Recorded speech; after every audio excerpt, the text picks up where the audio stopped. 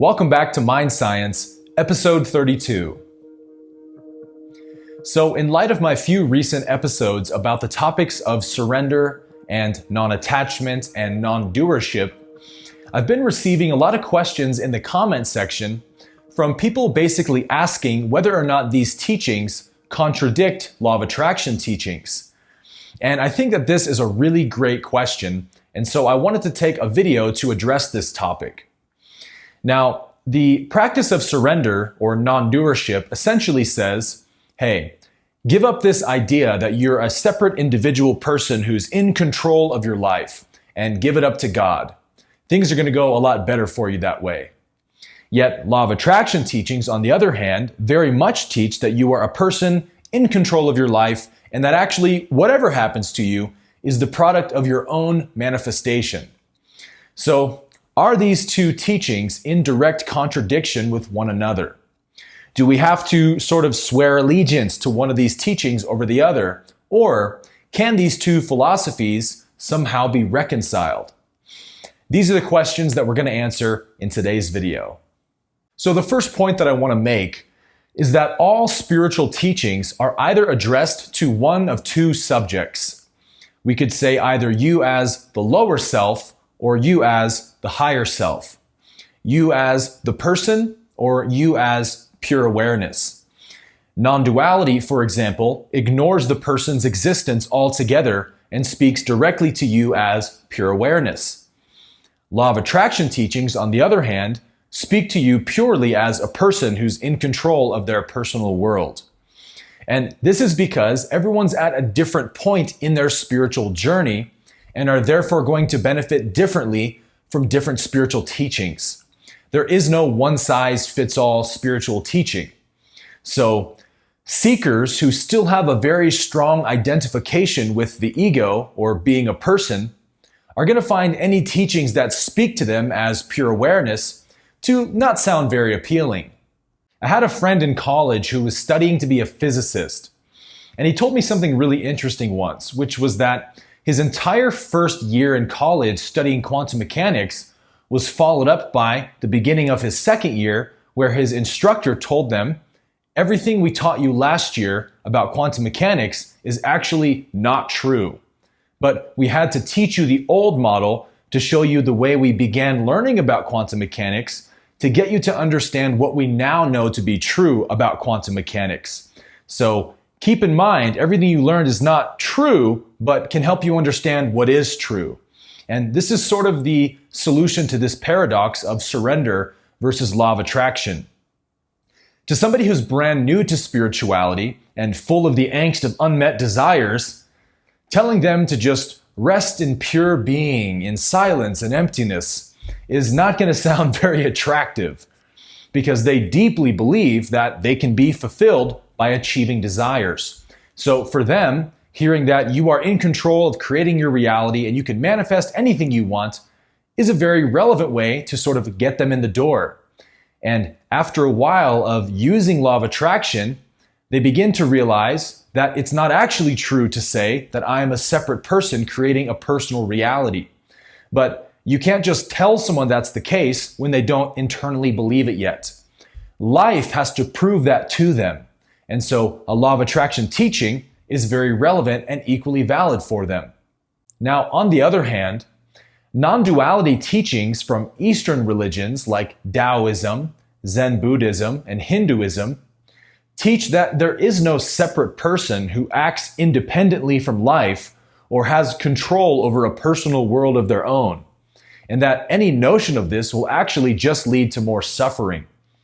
But this again must be proven to someone through their own direct personal experience, and that's what the Law of Attraction does best. All non-dual teachings encourage the seeker to give up the idea that they are a separate person at all, and to just accept the fact that they are already everything they've been seeking. So how can we hold these two ideas together? Let's take a closer look. When we say the word I, we are either referring to a personal I or the universal I. Karma is the product of everything you have ever done to make your I personal rather than universal.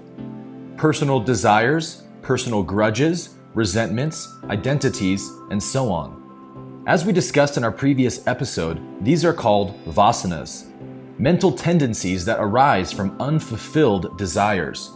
For example, if someone is addicted to alcohol and they find themselves walking to the liquor store every day, is there a person choosing to walk to the liquor store, or is the person simply acting out a vasana? As long as alcoholism is present in the system, that person is enslaved to drinking alcohol.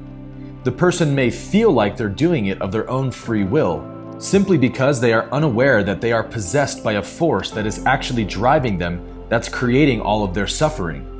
There is a deeply held belief that the personal I has that alcohol brings the person some kind of fulfillment or relief from suffering. As long as that belief is present, the karma of alcoholism will continue to play itself out. But karma can also be the belief that a relationship can make you happier, or being rich, or famous, or any kind of personal desire. The person believes it has chosen these desires, but in reality, the person is enslaved by them. The only way to break these karmic attachments is to either fulfill them or to get rid of the person who has them altogether. Law of attraction helps us to fulfill karmic attachments, while surrender gets rid of the person who has the attachment. So, with this understanding of karma in mind, we can get a better idea of the underlying purpose of law of attraction teachings. William Blake once said, "A fool who persists in his folly shall become wise." And so law of attraction teachings essentially help to speed up the folly to arrive at the wisdom a little bit sooner. What is the folly? Simply the belief that attaining any desire can lead me to happiness. A person cannot manifest their way to happiness. Period. End of story. But although someone might hear this in a YouTube video such as this one, deep down, they won't truly believe it yet, because there's still a lot of karma in the system that needs to be worked out.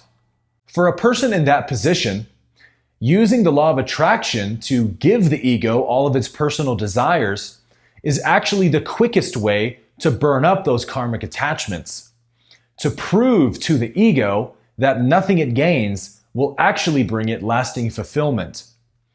Once the person is adequately convinced of this, then and only then does the attention begin to turn inwards.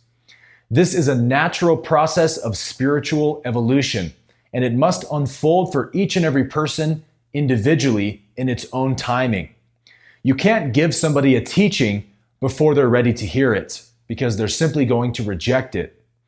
So we can see then that the law of attraction basically works as the proverbial carrot dangled in front of the donkey to get it to walk forward. By telling the person and empowering them with the tools to fulfill all their desires, it actually speeds up the time required for them to come to this conclusion on their own. The whole purpose of the universe is self-realization, and the ego is simply the tool that the universe uses to accomplish this mission. So the law of attraction basically empowers the ego with all the tools it needs to attract and manifest all of its desires. But in actuality, when we teach people how to manifest their reality through the law of attraction, we're not actually teaching them anything new. We're only helping them to become aware of something that they've always been doing. They've simply been unaware of it. So if that is true, then it begs the question, if the person has already and always been creating their reality, whether they knew it or not, is it really fair to say that the person is truly responsible for creating their reality? Or are there many other ingredients in the recipe and the person is simply one of those ingredients? This is a great question because it really gets at the heart of this debate. All law of attraction teachings are a concession to the mistaken belief that you are a separate person who's living in your own separate personal world. Law of attraction teachings are directed to the dream character, not to the dreamer. As long as you believe that you are the dream character, then Law of Attraction teachings will sound very appealing to you. But once you become lucid in the dream and realize yourself to be the dreamer, then the message of surrender and non-doership will sound more appealing to you. Once a person has spent enough time using Law of Attraction, the idea of chasing more personal desires will just become nauseating because they've done it already before and it hasn't worked for them yet. And most importantly, they're beginning to realize that even the idea of chasing personal desires stems from the belief that I am incomplete and I need to be fulfilled. And that's actually the whole problem. Any notion of being a dream character that creates its own dream will just begin to sound silly because you recognize that even the dream character was also a product of the dream. The two were always one. And so both stages of the awakening journey are equally valid. There's nothing wrong with manifesting your desires. It just simply doesn't solve the problem. Your ego will always command you to get back on the hamster wheel and chase a new desire. There's only so many times you can run around in the same circle before you start to get dizzy. And just like water that makes you thirsty, every desire you achieve is quickly replaced with a new desire. And this process will never end because the ego needs to constantly reinforce itself. So, as long as you don't know that you're being enslaved, then Law of Attraction teachings will sound really fun and exciting and empowering. But after you've been on the merry-go-round of manifesting your desires long enough, you begin to recognize it as slavery rather than empowerment. And that's when the desire to escape is born and when the seeker becomes open to the practice of surrender. Being a person is an exhausting endeavor because the person always needs something. It is always unsatisfied and always on a wild goose chase to complete itself. While the mind is still full of vasanas, the message of non-doership or surrender will sound irritating or even depressing. But achieving all your personal desires only to be left empty time and time again is the worst depression of all. And this is the true purpose of the Law of Attraction. The universe is bringing you all the desires and experiences you need to realize that you cannot be fulfilled by anything outside of yourself. But why can't the person fulfill itself through desires? Because there is no person. When you dream at night, everything the dream character does is in reaction to what happens in the dream, because the dream and the character are one. There is no dream character apart from the dream. And likewise, you and the universe are one.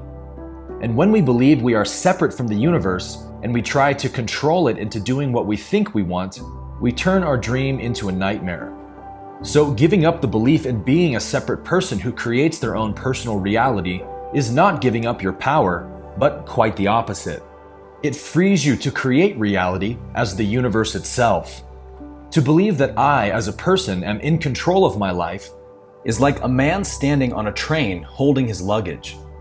The man believes that he needs to support the weight of his suitcase, so he puts himself through unnecessary effort on behalf of this belief.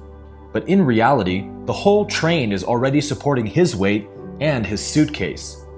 Once he sees this, he can surrender control of it to the train. This is what we are like when we take ourselves to be the doer. To surrender to life is to give up these burdens and allow life to carry them for us, because that is actually what life has already been doing all along.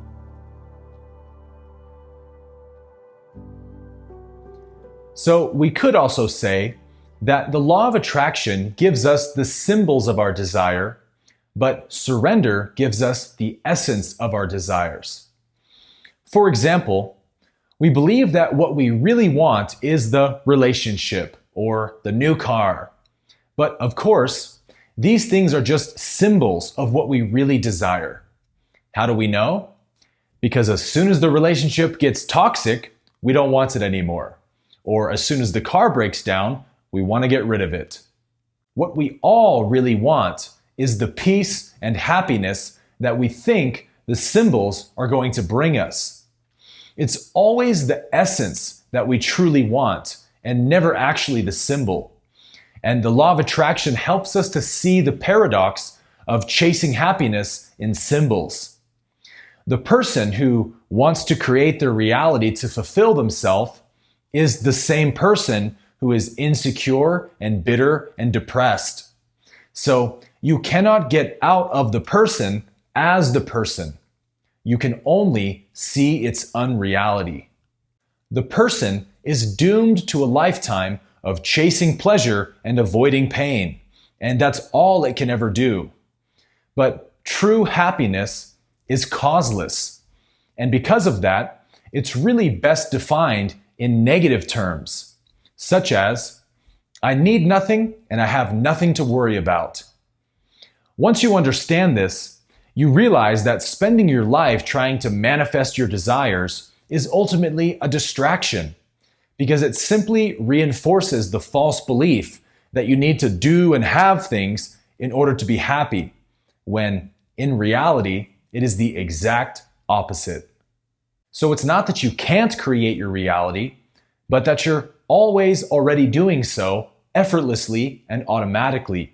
So you really don't need to place a lot of attention on it.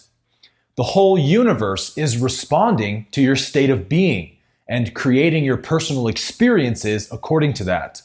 So a new girlfriend or a Lamborghini can't fix your state of consciousness.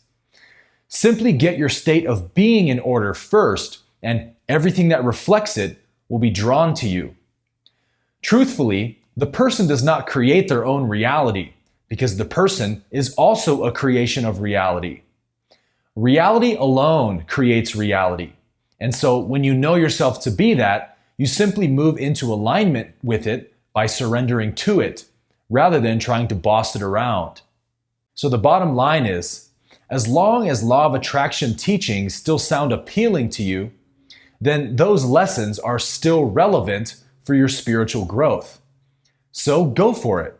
Enjoy it. Realizing that nothing you manifest can make you happy doesn't have to be some depressing realization. It should actually be a very joyous and liberating one. And it actually will free you up to truly enjoy the things you manifest without attachment. And when your time comes to go beyond law of attraction teachings, you'll know very simply because you'll lose interest in them. So these two philosophies are not only not in opposition to one another, but they are actually perfect dance partners. Two different paths along the same journey leading to the same destination. The knowledge that I am already what I seek.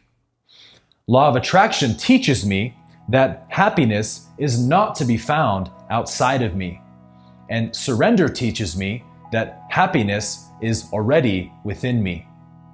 In the light of this understanding, the present moment becomes my only desire, because my will and life's will are one.